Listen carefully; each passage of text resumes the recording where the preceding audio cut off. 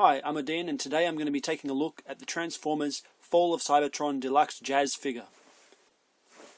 Jazz comes packaged on a card with a blister which is almost exactly the same size as the package from Reveal the Shield Jazz. But you can't do a direct comparison because whereas Reveal the Shield Jazz was in vehicle mode with a more realistic style vehicle, Fall of Cybertron Jazz has been packaged in robot mode and features this large graphic of his robot mode character from the game. Taking a closer look, we can see the Autobot symbol here, the new style Fall of Cybertron text here, along with a small graphic of Jazz's Cybertronian mode vehicle form. We have Jazz himself packaged in robot mode, and then taking up around half of the package and even spreading down behind the blister is this beautiful picture of Jazz. It's really nicely done, and I think the aim of them doing this is to really catch your eye so that your focus is more on what you imagine Jazz to be than what he actually is. I mean, look at this. His visor down here is black. They haven't made it pop at all, whereas up here we've got this neon blue. So the package looks good. Let's turn it around. Have a look at what's on the back. On the back we have Jazz in his photoshopped glory with a tech spec for strength, intelligence, speed, endurance, rank, courage, fire blast and skill, and a little description about Jazz's character. So it's about Autobot Jazz. Autobot Jazz is gifted with a flair for flexible thinking and improvisation, making him the ideal special operations commander for the Autobots. Optimus Prime entrusts him with the most sensitive missions, counting on his keen mind and natural leadership to accomplish even the most dangerous objectives, no matter what. So it looks like Jazz is the go-to guy for Prime. Pity he always has to die so horribly. So let's get this toy open and have a look at what it's like inside the box. The first thing I notice after opening Jazz is how incredibly light and flimsy he is. This section just collapses down so easily. It does have some little tabs here that keep it together, but I don't even like to call them tabs. It's more just like a bump that's supposed to hold him in place and lock his chest up. So it is pretty flimsy, but so long as you don't force it like I just did there, it does stay in one piece.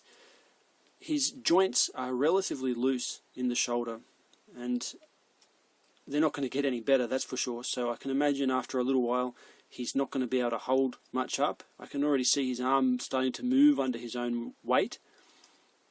We've got a ratchet here in the elbow, but again, as I move that ratchet, I can actually feel the joint starting to pop out. Look at that.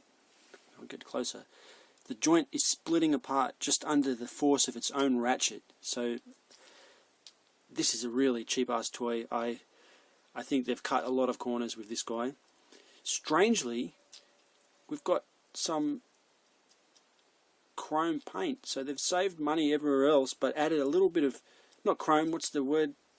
Shiny pearl kind of paint on his knees and head. Maybe the thought was they needed to show something to catch your eye in the package, so they pearled up his head and then they used it somewhere else just because they could. It really could have benefited from some more paint, maybe that same paint here on his waist, because the waist sort of disappears under the bulk of the chest with no paint on it. It's very plain. The plastic itself is white, too white. It's comes across more as unpainted than intentionally white. We do have a little bit of paint detail on the rims of the wheels, sort of a carryover from what Prime had. Prime having his chrome. Jazz has got these nice red details, but unfortunately they haven't been bothered to include the same details on this fake wheel. So having a closer look at that, we've got an extra set of wheels here. Jazz has his real wheels from Transformation tucked away inside his chest and on his forearms, and as is the trend a lot of the time these days, when they can't be bothered to do a full-on transformation to make him look right in both modes, they've given him fake wheels in his ankles. So I can live with fake wheels. I just would have been happier if the fake wheels had the same paint as the real wheels, so you wouldn't be able to tell that they're fake wheels. But anyway, okay, on the chest here we have a nice crisp Autobot symbol, so at least that's been done right. Let's see what kind of poses we can get him into. So there's a ball on the hip, that's good. We have no ability to move the toe there. So if we get him into a typical action pose, he won't be able to stand that way because his toe is pointing downwards. So it's not really that poseable. We don't have too many options. His poses are going to have to be limited to things that keep his feet flat for standing like that. The wrist is on a ball, so when we pop his gun into his hand, at least he's going to be able to move it from side to side. But that ball is so limited by the forearm that the up and down is really minute. So it's almost not worth them having put the ball. I feel like the ball has been put in there just because it's cheaper to make a ball that pops in than it would be to have a joint with a pin in it. So it seems that instead of balls being a way for us to get good articulation today, they've turned into just another way for Hasbro to save money in construction, which is not what balls were intended to be in these toys. Having a look at the back, we can see on the back he has these jet nozzles, I guess they are, some kind of rocket boosters that you can see in his game model. And they are a nice detail, and thankfully they've been painted this greyish, silverish grey here. So they could easily have left it unpainted with the amount of unpainted surfaces Jazz has got, but they've taken a little bit of effort there. And as with Prime, on the back where this window, this faux window is, we have paint. And like I said with Prime, I can buy the fact that these guys have no windows because they have no cab, because they have no humans. But if you're going to make something look like a window, then, you know, make it a window. Give me clear plastic or don't put it there at all. It's not worth designing things that are going to look half-assed in the end. Okay, I'm going to move the camera now and we'll get some scale shots with other figures. Here we have a scale shot with Fall of Cybertron Jazz with Fall of Cybertron Optimus Prime. Just doing a comparison of their head height, we can see the heads are almost identical in height. Optimus is a little bit taller due to the shoulder height, but just going by the heads, they're the same height. Picking them up, there is a definite difference. Both these figures are pretty light, but the Optimus figure is definitely heavier than the Jazz figure. The Jazz figure is almost not there. It feels very cheap. Another thing which separates these two, even though they're from the same wave, is that Optimus's joints feel quite stiff. They feel like real joints. So they've still taken the effort to give him joints that work as we expect Transformer joints to work. With this Jazz, his joints are all quite loose, and this, especially on the elbow, this incredibly flimsy elbow design that almost pops itself off just from ordinary movement, it doesn't even compare to this Optimus figure from the same wave. So Jazz's quality is really lower than Optimus. It makes you wonder why they would do that. But anyway, pulling away this Optimus, here's the obvious comparison that everyone's going to do, is reveal the Shield Jazz. So if we see these two guys together, you can see that reveal the Shield Jazz is much higher. Fall of Cybertron Jazz, the top of his head doesn't even come up to the bottom of the wheel on the shoulder of Reveal the Shield Jazz. So the size is definitely not there. And with this poor quality and lack of size, I can't imagine why they would fall so far in what they've produced. We can see, having a closer look, that the face on Reveal the Shield Jazz is very much a cross between G1 and comic designs, and that's the face that we've grown to expect Jazz to have. He's got the classical character of Jazz there, whereas the face on this guy couldn't really be recognized as Jazz if you didn't know it was Jazz. So if you just showed me that head and you didn't show me that it was on a white body of an Autobot Transformer, I probably wouldn't pick that that's Jazz. And on top of that, his cheeks really look like he's sucking something in, so it's not a very attractive face. It's not a terrible head, and the shiny paint helps it a little bit, but you know, they've got to change something. You can't always be doing the same heads on Transformers, and I do get it that this is supposed to be millions of years before the head that we've come to know. So the head is not too bad, but it doesn't scream Jazz to me.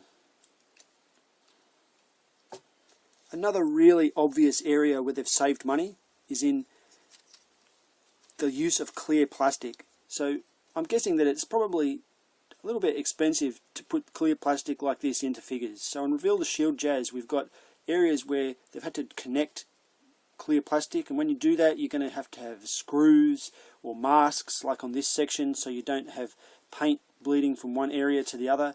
So I've got to imagine that's a little bit expensive. This guy, Fall of Cybertron Jazz, he has no clear plastic anywhere, so straight off the bat they've saved money there. And I mentioned this joint. All the joints on this Jazz have got some kind of metal in them. So there's a pin, there's a screw. None of them are just freely floating there waiting to fall off. So whatever apparatus they're using to fire these pins through and screw these screws in, whether it's a machine or humans, that's got to cost money. Whereas this guy, he isn't costing them any of that money, because his joints, in fact almost every part of him, totally omits the use of screws and pins and metal. So his elbow has no pin, no screw. The wheel on his forearm, if you look into this hole, there is no metal there, it just pops in. The ball in his wrist has no metal. His thigh swivel and his knee joint have no pin, no metal. Turning around here, these wheels don't even move. There are some pins for the transformation. I'm guessing they couldn't totally leave out metal everywhere, but it's pretty low down when it comes to the quality with this guy. He's scraping the bottom of the barrel. So my thoughts are that if I was a kid, I might not notice these things straight off the bat, and I would play with this, but after it just disintegrated 4 or 5 times, I would probably get pretty sick of Fall of Cybertron Jazz. As a collector, I can look at him and I can think that looks half decent standing on a shelf, but only with other Fall of Cybertron figures. So I'm going to transform this guy now and have a look at the vehicle mode and see how that stacks up. Okay, in order to transform this guy, the first thing that we're going to do is bend his feet backwards like this. And you can hear that popping noise. That's the friction of the ratchet moving as the bumpy section here rotates past a little edge on the lower leg. If you listen to this side, that side is almost shaved off and the friction is much less, and I think that after a few more transformations he's going to have no ratchet on at least one of his feet here. So that's kind of pathetic, and it really takes this toy and makes it into something disposable, which I'm not very pleased with. The next thing we do, peg these 2 tabs together between the knees to keep his legs straight. Then we move his arms so they face forward slightly and just unpeg them and put them out this way. Come closer and we're going to twist his forearm around, and it's going to move from here into a little slot here to lock. So it's not a perfect fit, you just have to twist it a little bit, and that's also, I feel, one of the reasons why these elbows have been made in such a crappy way, because they didn't want to do a proper transformation, so they relied on the twisting of this elbow to be able to reach this tab point. So it's actually not even designed to transform properly. It's designed to bend into shape, and that's also disappointing. So we're going to do it again here, and then I'll get to that point. The elbow, you watch this. The elbow bends to reach it, and it goes in.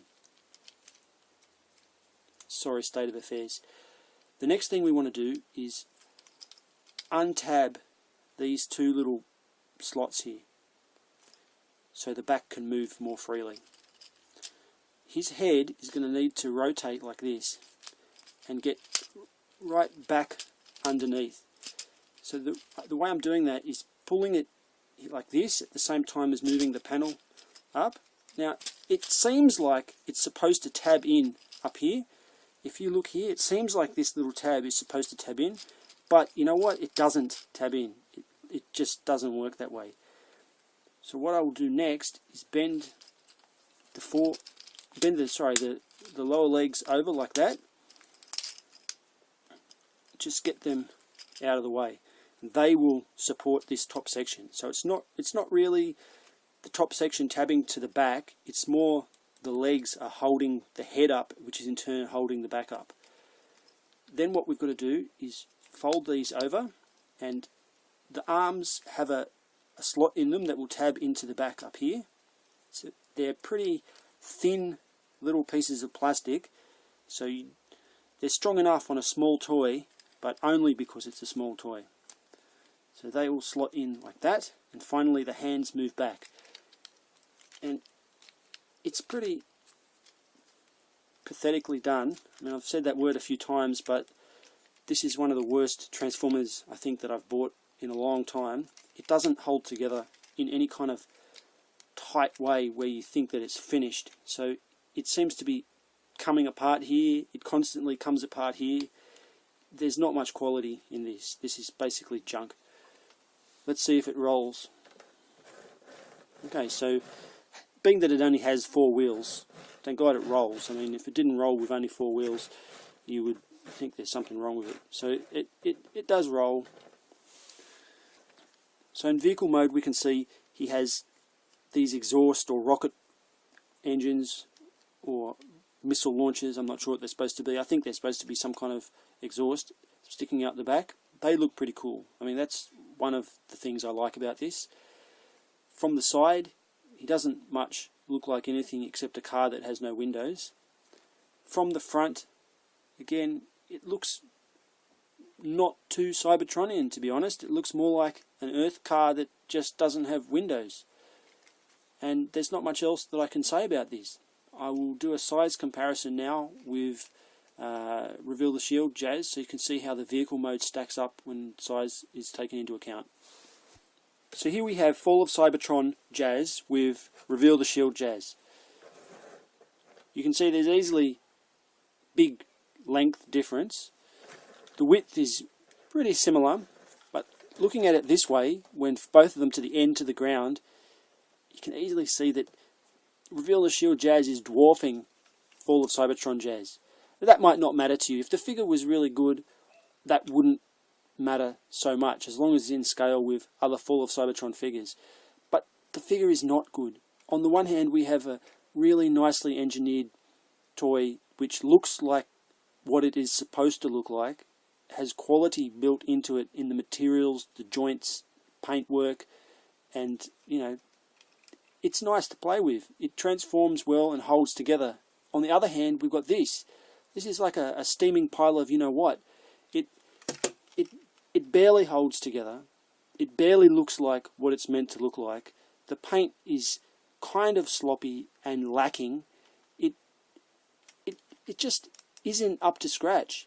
This is only the second figure that I've opened from Fall of Cybertron, but it's a huge disappointment to me. If you looked at my review for the Optimus Prime figure, even though there were some things that I wasn't crash hot on, I had optimism for the future products. I've seen pictures of stuff that's coming out in the future and they looked good to me. I was hoping the trend would be after opening Optimus that the next one would just be the same or a little bit better, and that trend would continue until we get to figures like Grimlock, and he would be awesome. But I don't have confidence in that anymore after seeing this toy.